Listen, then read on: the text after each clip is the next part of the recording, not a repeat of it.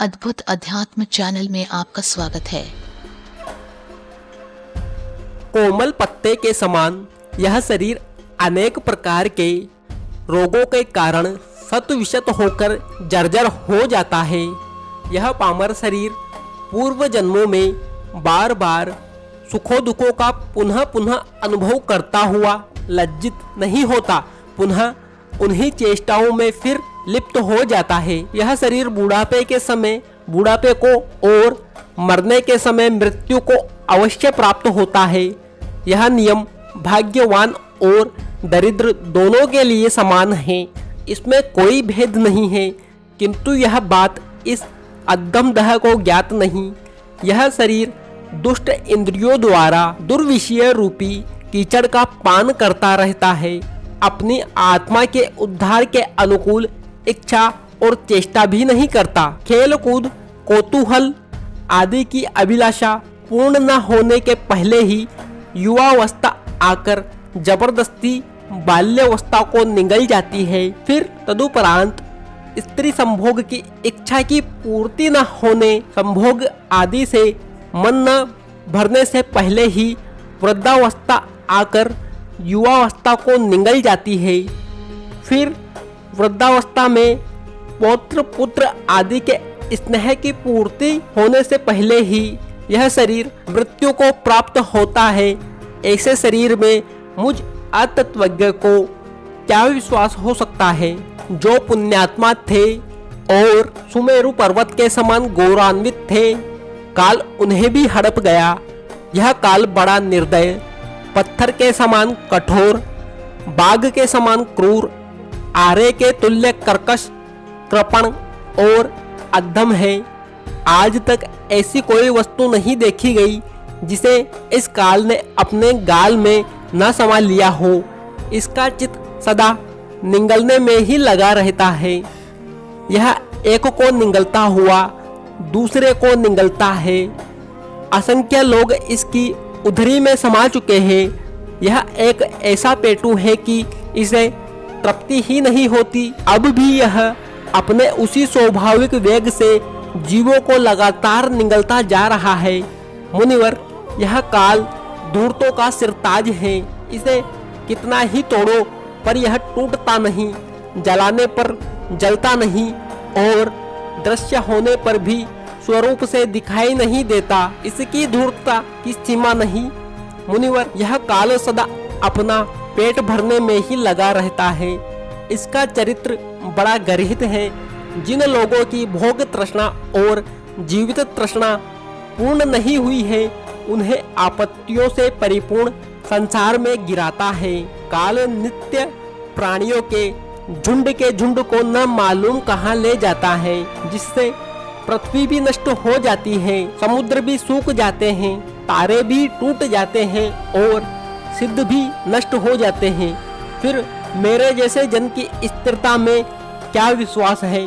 बड़े बड़े पराक्रमी दैत्यों को भी ईश्वर नष्ट कर देते हैं। ध्रुव के जीवन का भी कोई निश्चय नहीं है और अमर भी देवता भी मारे जाते हैं। फिर मेरे जैसे जीव की स्थिरता में क्या विश्वास हो सकता है? वह इंद्र को भी अपने मुंह से चबा डालता है, यम को भी अपने कार्य से विरत कर देता है, यानी नष्ट कर देता है। ब्रह्मा की भी अवधि है, अर्थात ब्रह्मा की भी समाप्ति का अवसर नियत है। आजन्मा विष्णु का भी संहार होता है और शिव जी भी नहीं रहते। फिर मेरे जैसे मनुष्य की स्थिरता की आशा केवल दुराशा ही है, जो काल का भी विनाश करता है, नियति को भी नष्ट कर डालता है और अनंत आकाश को नष्ट कर देता है। वह भला मुझे कहाँ छोड़ेगा? इसलिए मेरे जैसे जीवों की स्थिरता का कभी भी विश्वास नहीं हो सकता।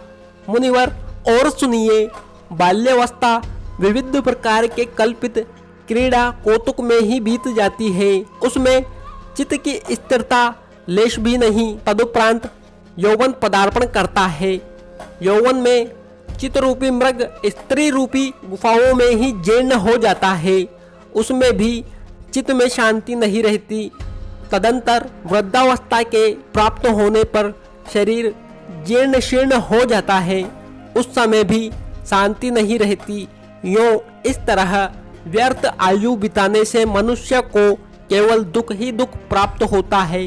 सुख शांति का कहीं लेश भी नहीं है। इस संसार में यह चंचल जनता क्षण में नष्ट होने वाली तरंगों की पंक्ति के समान न मालूम कहां से सदा बड़ी त्वरा के साथ आती है और जैसे आती है वैसे ही त्वरा के साथ न मालूम सदा कहां चली जाती है। मुनिवर, यह जो कुछ भी जगत दृश्य दिखाई देता है वह सब स्वप्न के समाज सम्मेलन के समान अस्थिर है। आज जहां सूखे समुद्र के समान गड्ढा दिखाई देता है वहीं कल मेघमाला से परिवेष्टित पर्वत बन जाता है। जो विविध वन श्रेणियों से परिपूर्ण गगनचुंबी महापर्वत दिखाई देता है कुछ ही दिनों में वही समतल पृथ्वी रूप में परिवर्तित हो जाते हैं। आज जो शरीर रेशमी वस्त्र, माला और कुमकुम, केसर एवं कस्तूरी के लेप से शोभित है वही कल वस्त्र शून्य होकर नगर से दूरवर्ती गड्ढे में सड़ेगा। जो मनुष्यों की चहल पहल से परिपूर्ण नगर दिखाई देता है कुछ ही दिनों के बाद वही सूना अरण्य बन जाता है। जो पुरुष आज तेजस्वी है, अनेक सामंतों पर शासन करता है, वही कुछ ही दिनों के बाद राख की ढेरी बन जाता है। बहुत कहाँ तक कहें, काष्ठ, जल और तृणों से युक्त यह सारा का सारा जगत विपरीत अवस्था को प्राप्त हो जाता है। महर्षि जी, आप विचार कर देखें, वे उत्सव और वैभव से परिपूर्ण दिन, वे महापुरुष, वे प्रचुर संपत्तियां, वे यज्ञ आदि क्रियाएं अब कहाँ हैं? वे सब के सब हमारी दृष्टि से दूर हो गए हैं। अब केवल उनकी स्मृति ही शेष रह गई है। वैसे ही हम भी थोड़े ही दिनों में चले जाएंगे। हमारी भी केवल स्मृति ही शेष रह जाएगी। यह गर्हित संसार प्रतिदिन नष्ट होता है और प्रतिदिन उत्पन्न होता है। कितना काल बीत गया, इसकी कोई सीमा नहीं है। फिर भी आज तक इस निंदित संसार का अंत नहीं हुआ। यह बराबर चलता रहता है। मनुष्य पशु आदि योनि को प्राप्त होते हैं, पशु आदि मनुष्य जन्म को प्राप्त होते हैं, देवता देवभिन्न योनियों में जन्म लेते हैं। भला बतलाइए तो सही, इस संसार में कौन वस्तु स्थिर है?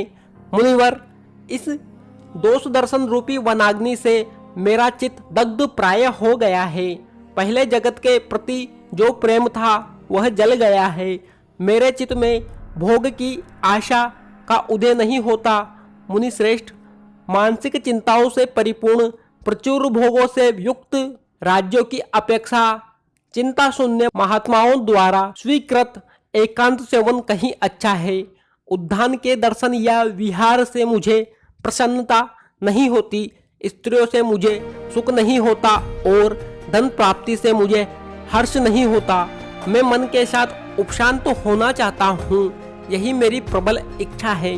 पूज्यवर, यह संसार सुख रहित और विनाशी है।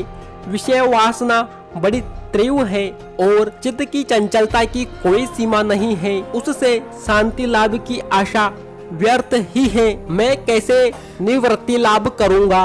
सदा विचार करता हूँ। ना मैं मृत्यु का अभिनंदन करता हूँ और न जीवन का ही अभिनंदन करता हूँ। जिस अवस्था में स्थित होने से मैं लोक संताप से निर्मुक्त हो जाऊं, उसी अवस्था का मैं अवलंबन करना चाहता हूँ।